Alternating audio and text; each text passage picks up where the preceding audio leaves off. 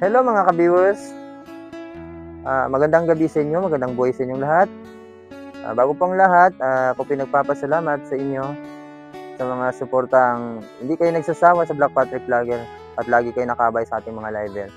At sa mga bago natin mga ka-viewers dyan, ay kumusta po kayo? Salamat po sa pagkikisali at pagkikisupport sa Black Patrick Vlogger.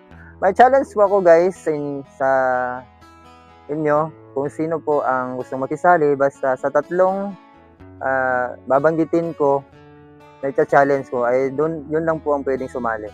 Ngayon po guys, ang unang-una, pwede po kayong sumali yung nagtatrabaho sa kainan, pwede rin yung may-ari. Kailangan po sa sali ay tatlong pares. Tatlo po kayong pares na parehas lang ang pinagtatrabahuan at pinagkikitaan. Okay. Ang pangalawa po guys na isasali natin na pwesto ay yung nagbebenta po ng balot, kailangan din po, tatlo rin po kayong nagbebenta ng balot. At katatlo po ay yung halo-halo.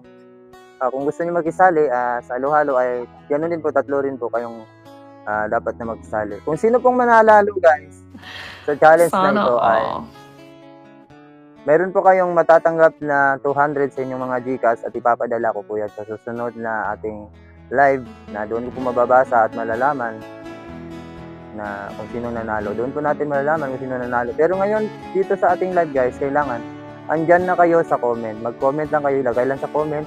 Kailangan nakapix kayo kung saan kayo nagkatrabaho.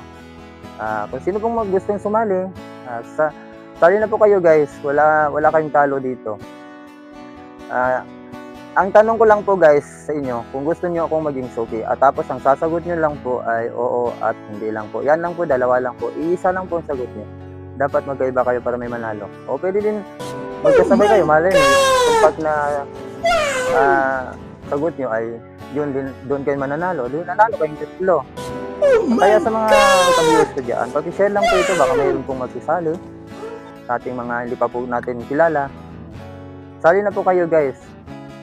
Ulitin ko po, kung sino pong gusto sumali, kailangan tatlo kayong napares na isa lang ang pinagtatrabawan. Halimbawa, kung sa pastilan o sa kainan, dapat tatlo kayo na yung negosyo nyo ay kainan. O yung pinagkakitain na yung kainan. At tapos, sa balutan, halu-haluan, yan lang po. Hindi po pwede guys yung kainan, balutan, saka halu-haluan. Magkaiba po yan. Hindi po natin yan isa-challenge. Kailangan po pares lang po. Kung halu-haluan po, dapat tatlo kayo dyan sa comment section na iparias ang pinagkikitaan. Yun lang guys. Aasahan nyo kung sino po mananalo. Ipapadala ko sa inyo